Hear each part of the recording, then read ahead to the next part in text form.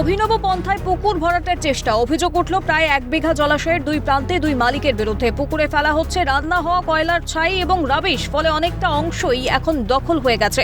বারুইপুর পুরসভার 17 নম্বর ওয়ার্ডের ঘটনা। কয়লার ছাই দিয়ে পুকুর ভরাটের অভিযোগ। 1 বিঘা পুকুর, শুধুমাত্র ধাবার পাশের জমি নয়, পাশের পুকুর নয়, তার উল্টো দিকের পুকুরও ভরাট করার অভিযোগ উঠছে একই পন্থায় ছাই দিয়ে। কিন্তু দুই মালিক দুজনেই আলাদা, কিন্তু পন্থা একটি, সেটা হচ্ছে ছাই দিয়ে পুকুর ভরাটের অভিযোগ। ধাবার মালিকের দাবি কয়লার ছাই পুকুরের পাড়ে ফেলা হয়, কিন্তু প্রতি সপ্তাহে পরিষ্কার করে অন্যত্র সরিয়ে দেওয়া হয়।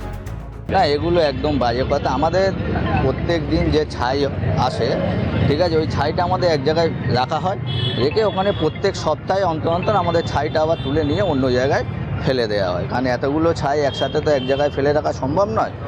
এটা একদম মিথ্যে করছে। আপনারা এসে দেখতে পারেন, এক সপ্তাহ অন্তর অন্তর মোটামুটি ছাইগুলো নিয়ে অন্য জায়গায় ফের আমাদের শিফট করে দেওয়া হয়, ফেলে দেওয়া হয়। যেরকম পুকুর সেরকম পুকুরই আছে। অন্যদিকে পুকুর ভরাটের অভিযোগ অস্বীকার করে পচা সিপাইয়ের ছেলে জানিয়েছেন পুকুরের পাড় মেরামতি করা হচ্ছে। ছাই দিয়ে পুকুর ভরাটের চেষ্টা করছেন এক ব্যক্তি, নাম হচ্ছে পচা সিপাই। আমরা সেই দৃশ্যই দেখাবার চেষ্টা করব। এখানে দেখা যাচ্ছে এরকম রাবিশ অর্থাৎ বাড়ি ভাঙার জিনিসপত্র রয়েছে এবং তার সাথে রয়েছে ছাই, যে ছাই দিয়ে দেখা যাচ্ছে জলাশয় ভরাটের চেষ্টা করা হচ্ছে। না, ওটা ভরাট করা হচ্ছে না, রাস্তাটা হয়ে গেছে, রাস্তাটা ঠিক করার জন্য ফের মাল ফেলে যাচ্ছে, রাস্তাটা ঠিক করছে। হ্যাঁ, পার মাঝি। পুকুর ভরাটের চেষ্টার অভিযোগ অস্বীকার করেছেন বারুইপুর পুরসভার উপপুরপ্রধান গৌতম দাস। একটা ধাবা রয়েছে, যাদের হয়তো ছাই থাকে, সেই ছাইটা হয়তো স্ট্যাক করা আছে হয়তো পুকুর পাড়ে, সেটা দিয়ে কোনো ভরাটের ঘটনা ঘটেনি। এবং তার পাশে একটা মসজিদ নির্মাণ হচ্ছে, তাদেরও কিছু ইটপাট, কিছু রাবিশ হয়তো তাদের পাড়ে রাখা রয়েছে। তারা হয়তো মসজিদের কনস্ট্রাকশনের কাজ চলছে, হয়তো মসজিদ কনস্ট্রাকশন হয়ে গেলে তারা সেগুলো হয়তো তুলে নেবে।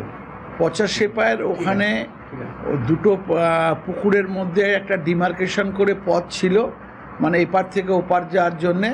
সেই আলপথটা ভেঙে গেছে, সে হয়তো ওই আলপথটাকে নতুন করে বানানোর চেষ্টা করছে। অবৈধভাবে পুকুর ও জলা ভরাট নিয়ে সরব হয়েছিলেন খোদ মুখ্যমন্ত্রী।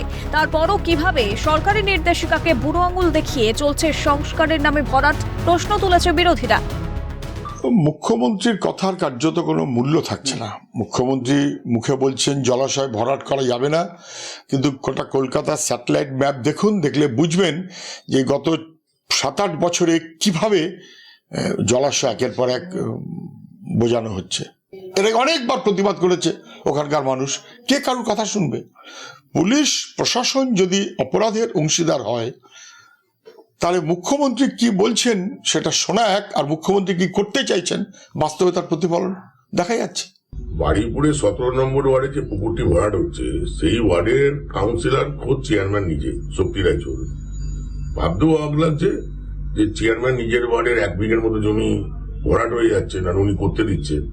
উনি করতে দিচ্ছেন কিছু না, এর পিছনে অসাধু চক্র আছে, পয়সার খেলা আছে।